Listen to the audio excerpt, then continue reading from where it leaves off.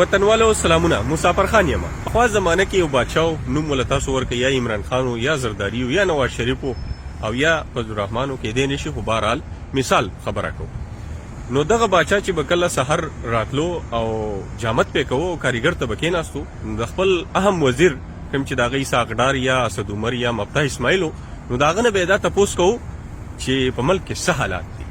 نو دغه ساقدار مفتاح یا اسد عمر ورته وی بادشاہ سلامت وی ملک بالکل دسه دی چې ټول شړشم دی وی بس د غبینو او د پيو د دی ولی بېږي او عام ستا سندري وای او هر طرف ته خوشحالي ده او وطن چې دی نو باغ باغ دی او ګل ګل دی. دغه کاریګر چې کوم چې بده بادشاہ لا جامت کو د پتیلی محله کې اوسېدو د غریبو نو ته خو اصل پته و چې حالات د دینه مختلفو نو دله به ډیره غوسه ورتله خو غږ به نشو کولای. بهرحال دا سیستم روانو. یو ورځ د کاریګر چې کوم دی نو د صبر ونه کړی شو. بادشاہ ته وې وای بادشاہ سلامت بالکل دروغ وای دا اسحاقدار او مفتاح اسماعیل او اسد عمر وای ملک تباہ او برباد دی او خلک په وړو پسې ګرځي. د تیلو قیمتونو چې دی اسمان ته رسېدلي دي او د غربت تلاسه خلک مري. ملک په قرضو کې ډوب دی او ټول خلک چې کوم دی نو تا ته کنزل کوي بدې ردې ته وای سپکې تورې ته وای. نو بادشاہ ډېر زیات خپام شو خوشحالم شو. خپه پدې شو چې یاره مطلب د عوام په تکلیف کې دي او خوشاله پدې شو چې لکه دی یو کس وتا رښتیا وی او د دروغجن وزیر نه خلاص شو. نو بس هغه ساقدار یا مفتاح اسماعیل اسد عمر په ټیم فایر کو او کاریګر ته وی لیټس موو ټو د پارلیمنت لاجز وی ترازا طالب بنگله در کوم متزما وزیر شو. دنن سیستم بدل شو.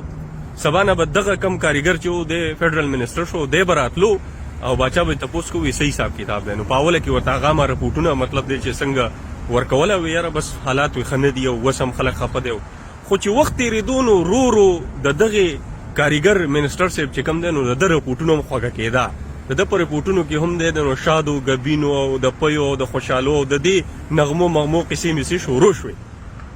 نو بادشاہ سلامت چې کوم دی نو یو ورځ راونیو چې راوینیو نو وجنن دی پردم دی نو صفه خبر راته وکړه چې صحیح حساب کتاب دی اصل حقیقت راته وایي چې سدي.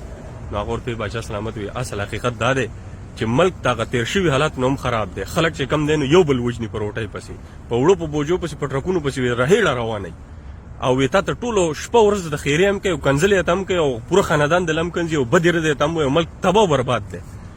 خو مسله دا ده چې کله زه وزیر نوم نو زه بدلته کې پتیلی محله کې اوسېدم ما به هم په ټرک پسې منډې والي نو ما ته پته و چې سخته سوخته صحیح. ما به هم په کور کې د ګیس او د بجلی لوډ شیډینګ او د دغه خپل غربت نه مې اغستې نو ما ته پته لګېده چې د غریب چې کم دی نو د هغه حالات څه دي او اصل حقایق څه دي.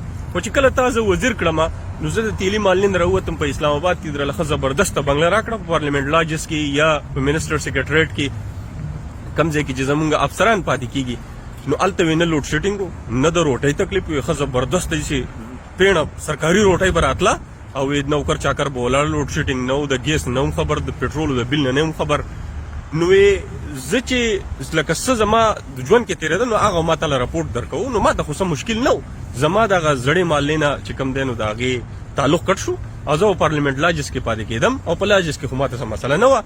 نو ما ته هغه رپورټ راکوو کم چې ما ته میلاوېدو لکه کم کې چې زه پاتې کېدم.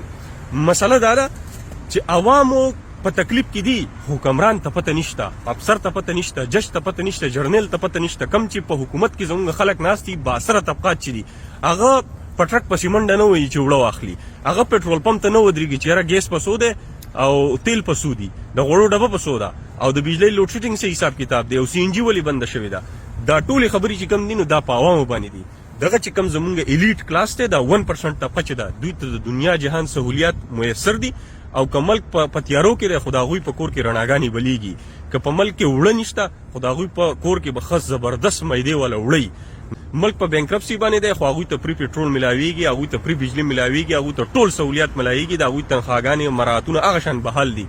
نو د ټولو ناول به دغه نظام ختمول غواړي دغه دپاره به اواز اوچتول غواړي چې د دغې طبقې نه تاسو دا مرات والی دوی تاسو د عوام سره برابر کوي. دا افسران چې کم دي دا سیاستدانان چې کم دي دا جرنیلان چې کم دي دا زموږ کوم اشراف یا چې دا د دوی نه به دغه مراعات اخلو په دوی باندې به دا سخته راځي نو هله به د دوی سره دا احساس کېږي چې په غریب سړي باندې څه تېرېږي. یو جهان مننه.